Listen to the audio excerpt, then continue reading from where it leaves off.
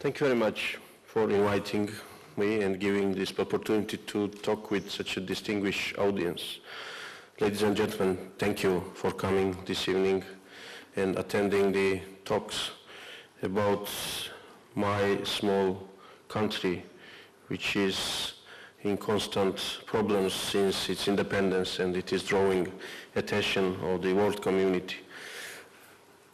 We are here, delegation of Georgian Parliament, to meet with our colleagues, with journalists, with analysts, people who are working on the issues which concerns us most of all in the moment. And this is the security and stability, peace and democracy, the values which we are trying to implement in our country since independence. But as time goes, our job is becoming more and more difficult. And this difficulty brought us here to France. And we are glad to see that the relationship between our two countries are becoming much more intense and much more effective than it was a few years ago. And demonstration of that are the facts that we are here just after 2 weeks from the time when Foreign Minister of France visited Georgia, and 1 week before the President of France will visit Georgia. This is already a very good demonstration of the increased contacts and cooperation between our countries. However, the issue which brought us to France is not limited with the bilateral issues between our two countries. It's rather much bigger and much more important. Therefore, this opportunity to talk about the challenges of Georgia is very timely, and once again I want to thank you for your interest. Well, it was mentioned that the Academy was founded in order to make cooperation between the states easier and to promote the ties between different nations and different states. And in the 21st century, we all probably were expecting more progress in this direction. But unfortunately, that's not the case in certain regions of the world. And our region, Caucasus, South Caucasus, is one of them. You are aware of the basic historic development in our region. Georgia was under Russian Empire for 200 years. It became part of Russian Empire at the beginning of 19th century. Then we experienced a brief period of independence from 1918 until 1921. And in 1921, Communist Russia occupied Georgia again. And that was the time when government of independent Georgian Republic emigrated, and they found refuge here in this country.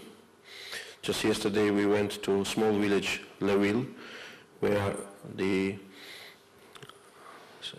graves of about 2,000 Georgians are located, and they are the people who had to leave their country and to dream about free, democratic Georgia, Georgia which should be part of Europe.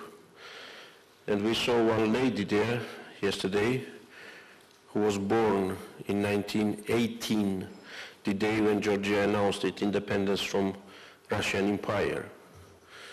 And she thought that her dream was already fulfilled about 25 years ago when we declared independence from Soviet Union. But unfortunately, this lady, even today, is concerned about his homeland, and there is an unanswered question whether we are able to continue our journey to free and democratic Europe.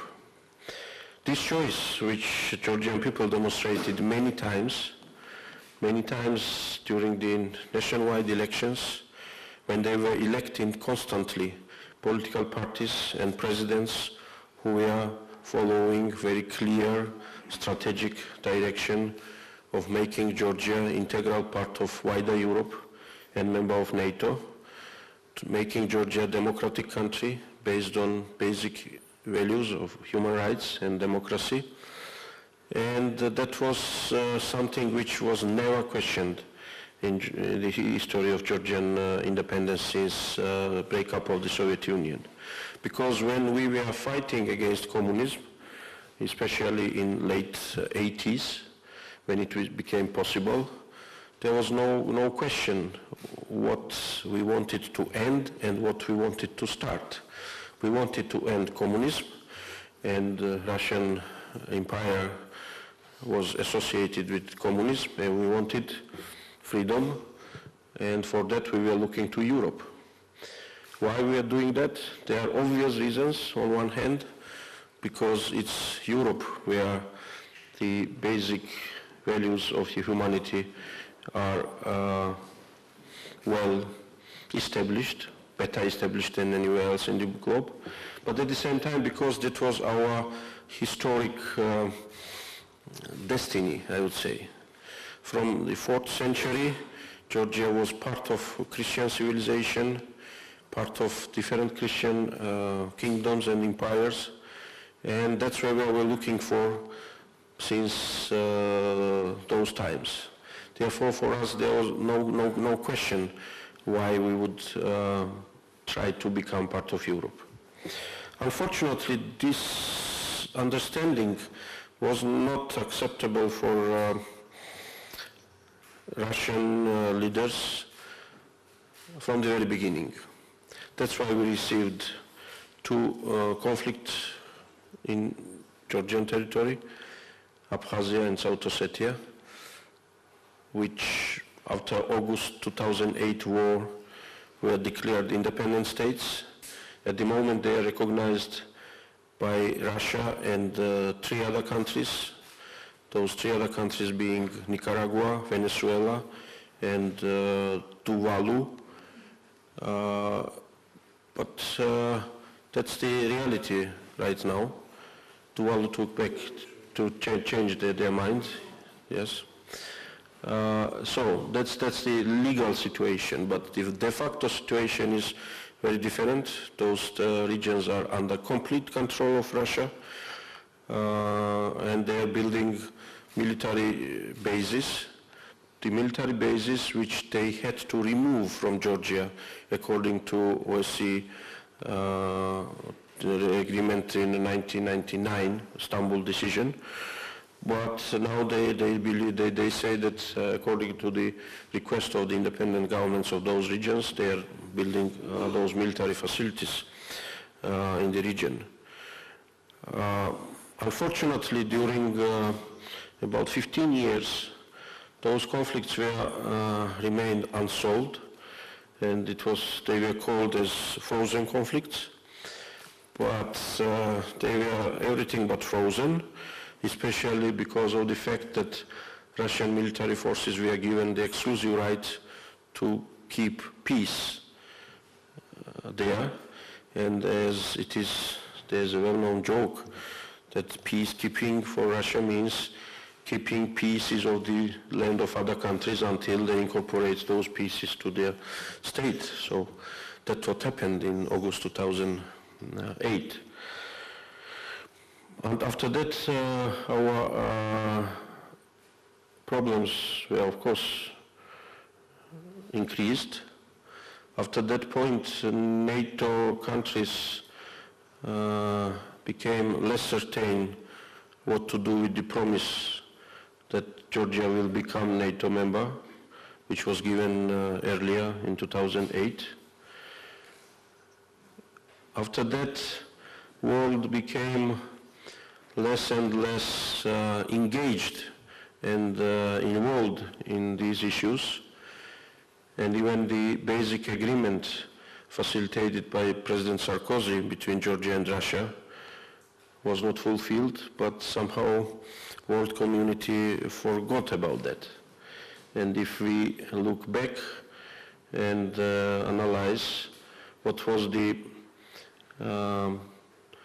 state of relationship between Russia and democratic world 6 months ago, we will find that it was to the level of pre-August 2008 war. So the occupation of Georgian territories, not fulfilling the taken obligations according to that agreement, was gradually forgotten. We were observing the situation with great concern, and unfortunately those concerns in recent times were materialized in Ukraine. Why it happened and what happened in Ukraine and what this situation could mean for Georgia, for the region and for the Europe. This is one of the main topics which concerns us, what we are discussing with our colleagues, and this is the issue which we are going to examine today as well. But let me stop here for the moment and go back to Georgia, which experienced change of government through peaceful elections, first time in October 2012.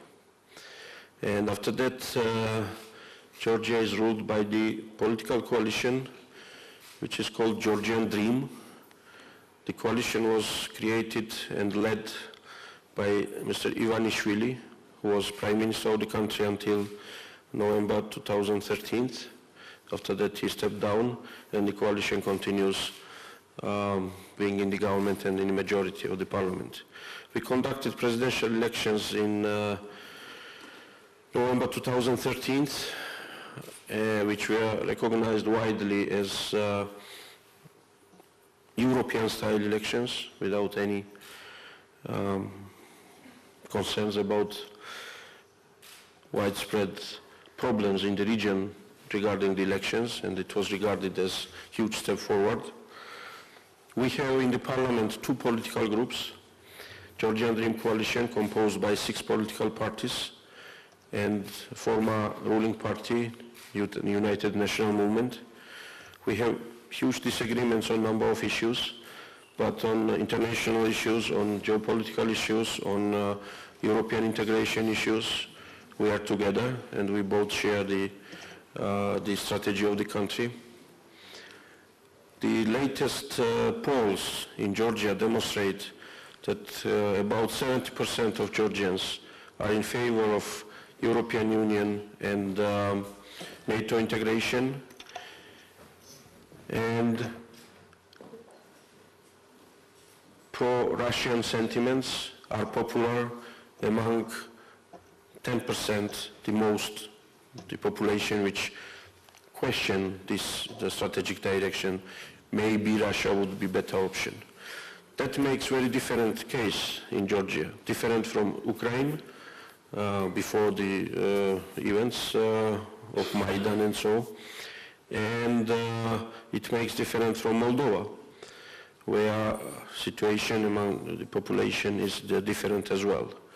Therefore, on one hand, we have solid foundation, solid support from the people, and we shouldn't be worried less whether Russia will be able to prevent us from signing the association agreement at the end of June or making other steps forward in European integration. However, as we saw, Russia is not limited in the options, what they can do if they have objective set, and that objective means that they should not allow anybody to destroy their dream about restoring full-scale control over the former Soviet Union territory, but Baltic states for time being. Any move of any country from this former Soviet Union space is unacceptable for Russia. And it's not about NATO integration only. Sometimes our friends from Europe, from this country, we are asking this question: is it a viable option for Georgia to try to become NATO member? Probably this is something which irritates Russia too much, and therefore Russia is aggressive against Georgia. But our analysis leads us to different conclusion. It's just vice versa, because we are trying to become NATO member because this is the only available tool at the moment for securing our country from becoming third time part of kind of big empire or custom union or whatever it could be called. And best demonstration of these difficulties was the events in Ukraine, in the country which declared that they were not trying to become NATO member at all, and they said that it is not their objective. But it appeared that even economic cooperation and economic integration with the European Union of Ukraine was not acceptable for Russia. That means the only thing. Nothing is acceptable but full-scale control on these territories. And this is the reality we are living now.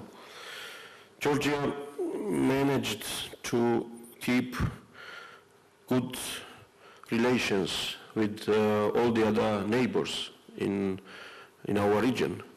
We have very good relations, I would say exclusive relations with Azerbaijan. We have very many common interests in economy, in political strategic directions. Despite the fact that Azerbaijan and Armenia have conflict in Nagorno-Karabakh, we managed to keep very good relationship with Armenia as well. And we have minorities in Georgia, Armenian minority and Azerbaijan minority, and they both live in peace, and there were no problems so far between them or between Georgians and the minorities. We maintain very good neighborhood and very good relationship with Turkey, which is the strongest actor in the region. We have very good relationship with everybody in the world, with Ukraine, with Moldova, with Baltic states, with New Zealand, with everybody, but one country, Russia. And that's our huge problem, which we tried to solve, but no success until now. After 2012, when the new government came to the power, we decided to stop certain policies of the previous government led by President Saakashvili. We decided that we should not start every single day with criticism about Russia and end every single day with criticism about Russia. We decided that it's not our job to demonstrate to everybody, you or to the rest of the world, what are the plans of Putin, what in reality they are doing, and so on. And we decided to be more pragmatic, meaning to try to find the ways of cooperation with Russia rather than confrontation with Russia. Therefore, we appointed special representative of the Prime Minister for talks with the representative of President Putin. And this was a very important thing in the absence of diplomatic relationship between two countries. We achieved bringing back Georgian wine and mineral water and some agricultural products to Russian market, which was kind of signal of some possible economic cooperation. We went to Sochi Olympics, Winter Olympics, which we organized in 10 kilometers from occupied Abkhazia. And we did that despite huge question mark about our decision. And people had this question, why we are going there. But we said that this is the demonstration of goodwill. And we need to demonstrate that, well, sport could be different thing out of politics. What we received so far is that Russia is not attacking Georgia until now.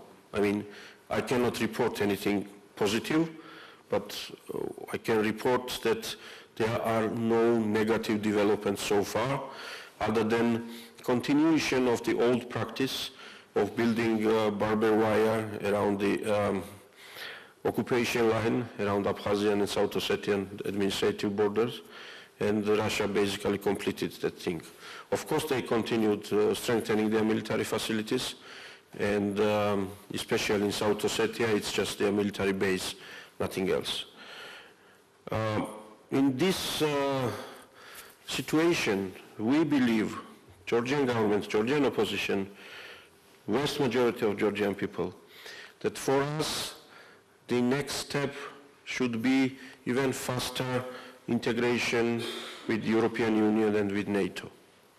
And we believe that despite possibility of some complications, we will sign the association agreement, we will find the CFTA, we will move forward towards visa liberalization arrangements. We adopted long-awaited law on anti-discrimination measures in Georgia, and these things will be done. However, in these days, it is so difficult to talk about such things with the high degree of certainty.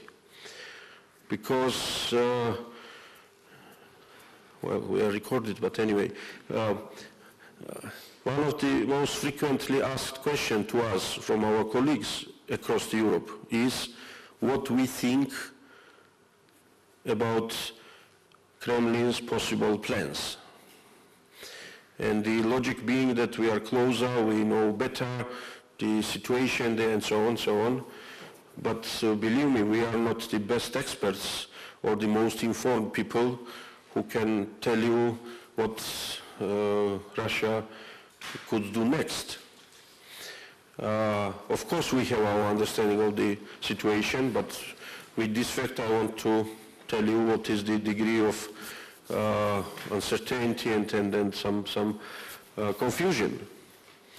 Because it is more than clear that while Europe was constructing its policy vis-à-vis Russia in accordance to 21st century standards and values, Russia was constructing its plan in accordance to 19th century standards and tools. And that's what we saw in Crimea, that's what we see in Eastern Europe, that's what we saw in 2008 in Georgian case.